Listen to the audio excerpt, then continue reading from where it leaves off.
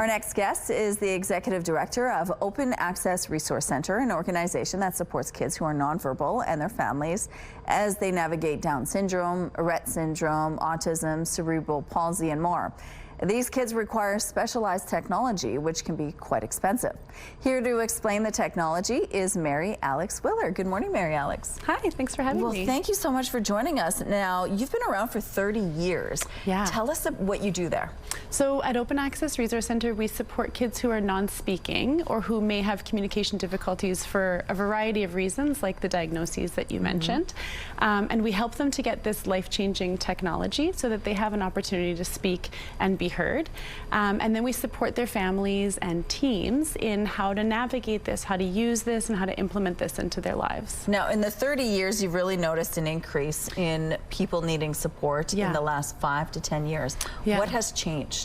I think awareness is a big piece of it. We're really working to make sure that the community at large knows about including these individuals and knows that this is another way of communicating.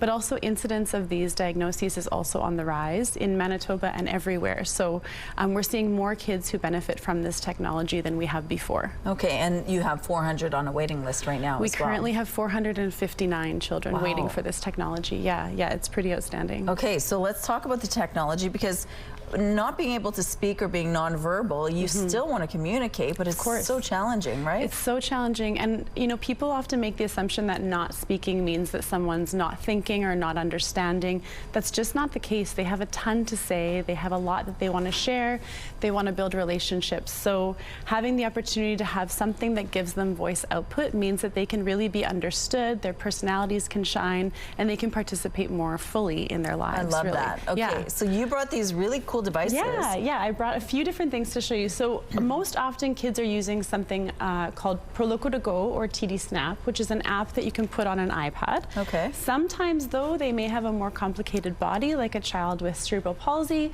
so they could benefit from something like this, which is called a TD Pilot and has an eye tracking camera at the bottom, so their eyes can be used to actually make the selection on the screen.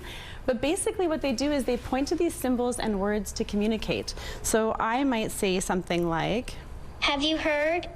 I'm on CTV." And I can tell everybody about the exciting things I did today. and these are basically these board, like this little card here, is filled with different words, expressions. What is how important is this to be able to communicate in this way? Well, it's really important that you always have a way to communicate. So we do things like these laminated boards so that when you're outside on the playground playing in the sandbox, or you're in the pool and you can't use your iPad, you always have a way to communicate with those around you. So you could still point to those important words to get your message across. Okay, you have kids on a waiting list right now, and this is so important, obviously. What do you need from the public?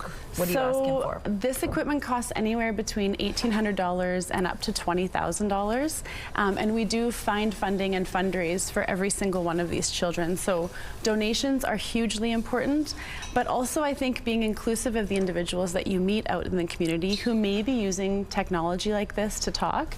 You know, giving people lots of wait time, making sure you're including them in what you're doing. It takes longer to talk this way than it does to just be able to use your speech. So making sure we're including these people and acknowledging what they have to say when you see them in the community.